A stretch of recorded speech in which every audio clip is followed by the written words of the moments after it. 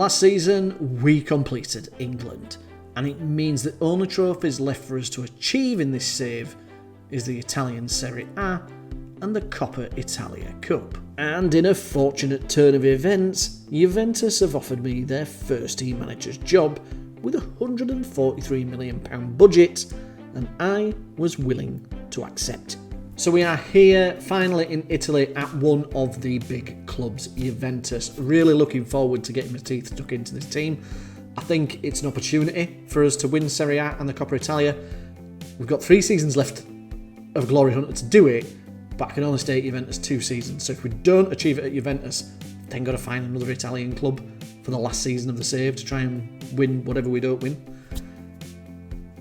I think Juventus gives me the best chance. They gave me 143 million to spend, which I've spent. I'm going all in on this. We did spend a season in Serie A with Fiorentina, so it's not the first time we've been here. However, we didn't really achieve anything with Fiorentina. I think it's that only season we've done in Glory Hunter where we didn't win anything. So we soon moved on and went to Aston Villa, then Real Madrid, Man United, and now we're back here in Serie A with Juventus. So, as you can see down the left-hand side, we've signed quite a lot of players.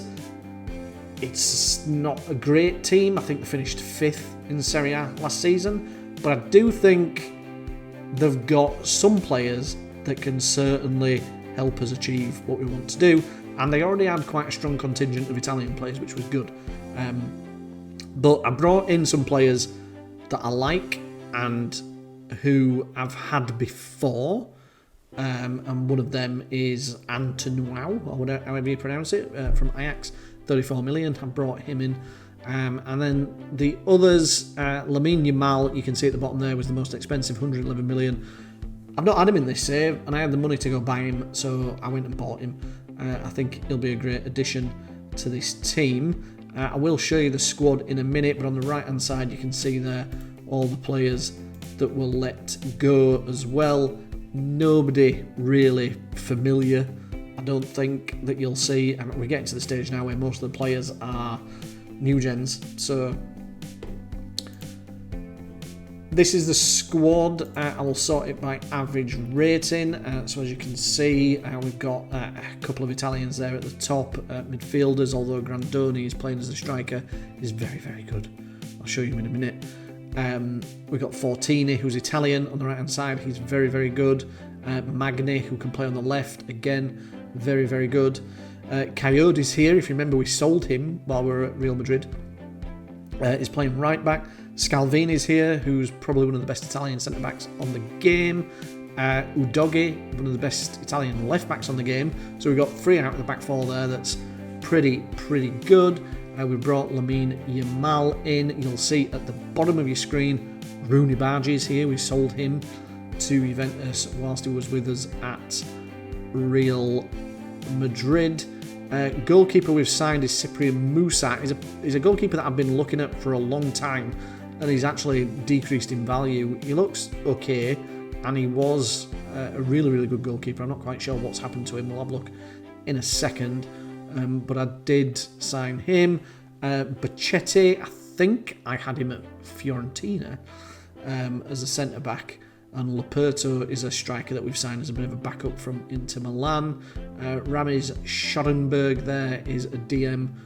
He's going to come in and add some squad depth there. So it's a decent side. Rudi Geilen at right back, he's very, very good as well. So we've got a decent team. You know, it's a team that can challenge. I'm pretty content with it. Let me have a look at this goalkeeper, because he looks the part. He's not particularly strong or fit, but he looks the part, and he was playing at Augsburg and Atalanta. We managed to pick him up for 7 million.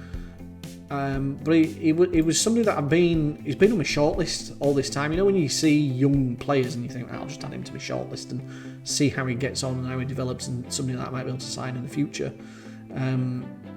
So I was tracking him for a while and thought, given I can get him for 7 million, I'll bring him in here. which is good, as current number 1 is out injured at the minute, which is Francesco De Andrea. He looks magnificent. So I'm really pleased we were able to sign him at 10.25 million from Inter Milan. But yeah, did I have him at Real Madrid? I think I did, didn't I? Yeah. Had him at Real Madrid, so we signed him on loan again just to add some squad depth to that centre midfield area. But I think it looks all right. I think it gives us a chance. So let's go see how we get on. In terms of the story so far, because we are in September, we've won all our games, including all our friendlies, which I'm pretty pleased at. First game of the season was away to Fiorentina, which, you can't believe it sometimes, can you? But yeah, we got a good 2-1 win there, and then we've beaten Atalanta and Palermo. The only teams I have to worry about, I think, if we have a look, Inter Milan are the holders of Serie A, and they've already won their first 3 games along with us. Fiorentina finished 3rd last season. Oh dear. They were only 2 points off it as well. Goodness me. Graziano's still there. Unbelievable. I swear to God, if I finish second to them this season, I'm just kicking myself.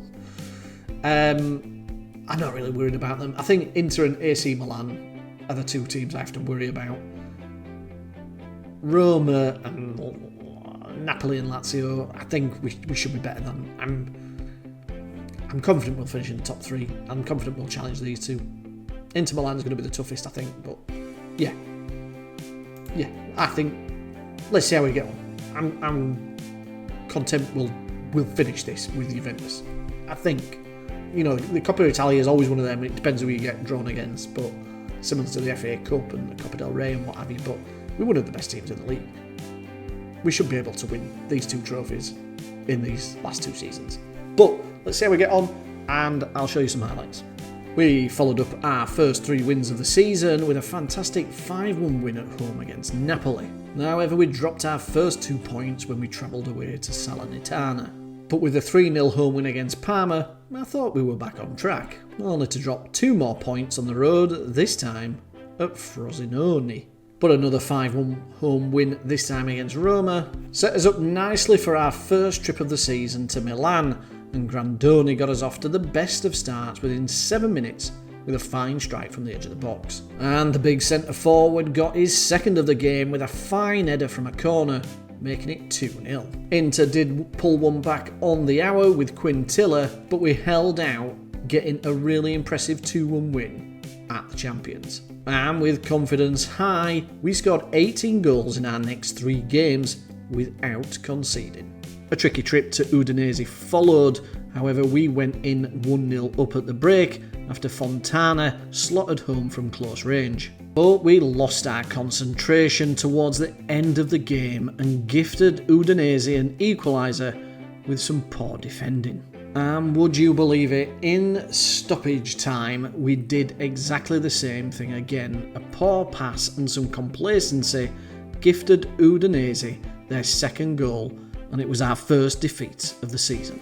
But we got straight back into it with 5 consecutive wins in a row, including an 8-0 home win against Sassuolo and a 4-0 home win against AC Milan. The only bump in the road in the last 5 games before the winter break was a home draw against Lazio, but then another 3 victories in a row, including a 3-0 home win against Fiorentina.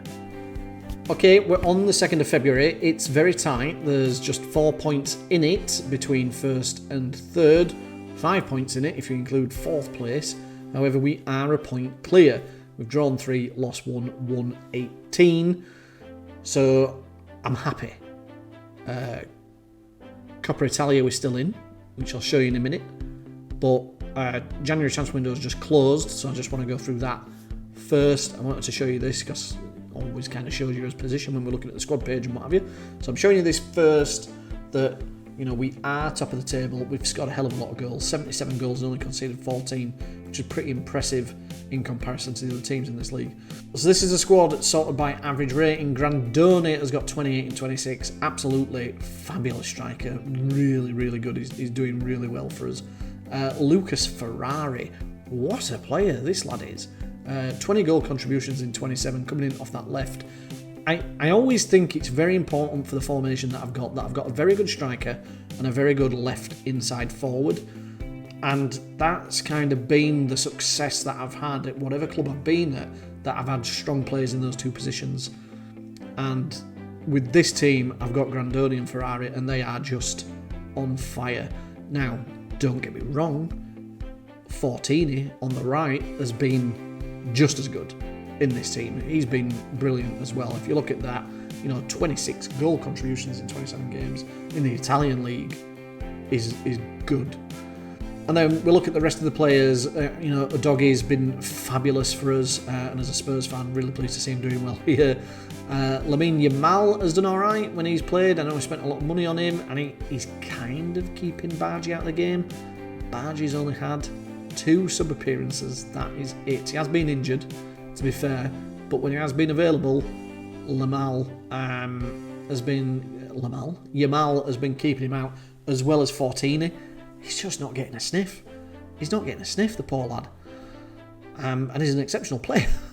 So, yeah, we've got that front three's amazing. It is really, really good. Coppa Italia's going alright. We were drawn at home to Atlanta in the 3rd round, which we've won 2-1. We're also in the quarterfinal now at home to Como, which I'm confident we're going to win. Inter are playing AC, which is great. Fiorentina are playing Napoli, which is great. And Roma are playing Lazio, which is great. So I think the home teams will win. Roma, Fiorentina and Inter I think will all win. So I think it'll be us 4 in the semis. But we'll see how we get on. I mean, I've got the Serie B side in the quarterfinals out of everybody, so I'm chuffed. That should be a guaranteed win for us to go through to the semi-finals. We are in the Champions League. It's not a priority, but we drew away at Ajax. We lost at home to Bayern, but we won all the other games, which really impressive results. Away at Liverpool, away at Man United, old team. Playing against my old team that got through to the Champions League final last season, and we beat them 2-0. And we've also played Fiorentina, who we beat 2-1. So we've played 4 of my old teams: Marseille, Ajax, Man United, and Fiorentina, which is interesting, isn't it? But yeah, we're through to the round of 16. We don't have to do that silly qualifying round or whatever it is. We finished in the top 8, so yeah. Doing alright. I'm not bothered about the Champions League. I don't care about that. I'm prioritising the domestic stuff because we get these 2 out of the way this season, and I've completed glory hunter in 13 seasons when I set a target of 15. So in terms of transfers, ins and outs, I let 2 people go. Ivaldi has gone to Fulham for 25, potentially rises into 30, player that wasn't playing for me. And Polini, again, he's gone to Fiorentina. He was a reserve player, wasn't playing anything. We brought in this kid, George Horio Angel, who is a centre-back. And he looks the business, doesn't he? He looks really good. The only thing that lets him down is his passing, because I do like to play ball-playing centre-backs. But he can work on that. I think the rest of his attributes complement what we were looking for in terms of this team. Pace, strength, tackling is all pretty good. Aggression, anticipation, positioning is all really good. He's a fantastic centre-back, powerful centre-back, and will certainly add quality to this team. So let's go see how the second half of the season went, and let's see if we can at least knock off one of these last 2 trophies that we've got to try and achieve in this save. So we were up against Serie B side Como in the quarterfinals of the Coppa Italia, and it did take the 50th minute and a penalty from Oliveira to give us the lead. And after some fine pressing in their half, Fortini was through and he made it 2-0. And the game was made much easier when Corradi was already on a yellow card and he blocked Magni off, getting his second card and a red. And with virtually the last kick of the game, we made it 3-0 when Magni scored from 18 yards, putting us through to the semi-finals, where we'd face Inter Milan. However, in stoppage time of the first half, we got that all-important opening goal when Lucas Ferrari tapped in at the back post. And we were quickest out of the blocks in the second half when Udogie put a fine ball across for Fortini to head home, making it 2-0. However, just on the hour mark, after a lovely free kick from Ferrari, new signing Angel side through Canete, and he was shown a straight red. And Canete's name was in the headlines once more in the 84th minute when he somehow turned it in at close range after De Andre had saved. And in the dying minutes of the game, Canete thought he'd given Inter an all-important equaliser.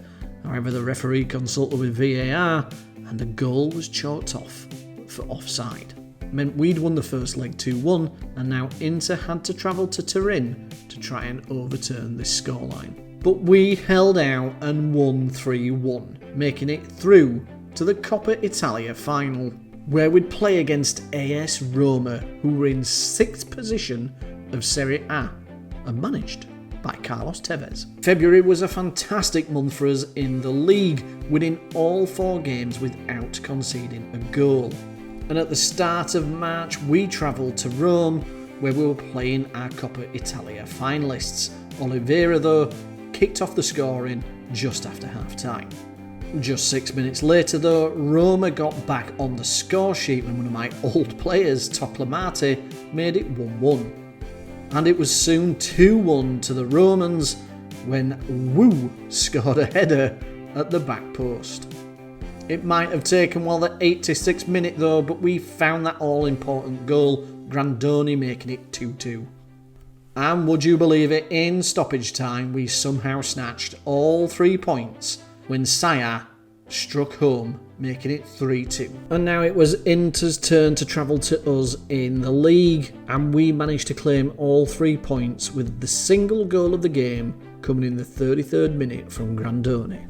We then won our next 7 games in a row, including a 9-0 home win over Udinese and a 7-2 home win over Hellas Verona. It meant we'd won 13 league games in a row. But we were brought back down to earth when we travelled to AC Milan, who beat us 3-1. Despite that defeat, it meant there was no way of catching us from Inter Milan. They were in 2nd place and 9 points behind us with just 2 games remaining. We were crowned Serie A champions, and the only thing left now for us to achieve was the Coppa Italia, where we would be facing Roma. And in the final, we got off to the greatest of starts when Ferrari scored a Rolls Royce of a free kick inside 5 minutes. And just after the half-hour mark, we doubled our lead when we played some nice, neat football round the edge of the box and Fontana struck from 20 yards, making it 2. Just before the break, Grandoni made it 3 with a fantastic left foot strike past Mandas, and we were now in a comfortable position to pick up this trophy. But Roma came out fighting in the second half, and they scored an early goal within 3 minutes. It wasn't enough though, and as the clock ticked down, I couldn't believe my eyes as the black and white stripes were strolling up to pick up this trophy. And we were completing Glory Hunter. And so the final 2 trophies enter the Bobbybarks trophy cabinet, and that is it complete. We set ourselves 15 seasons and did it within 13. I don't think it could have gone any better really. I thought Inter and AC Milan might put up more of a challenge, and you know, they got 93 and 91 points, I guess. They didn't do too bad, did they? But, you know, we got 100 points. We lost 2, drew 4, and then won 32. It was a fantastic performance from us, and we did have a very good side. I mean, that front 3 were absolutely fabulous. 48 goals from Grandoni in 44 games.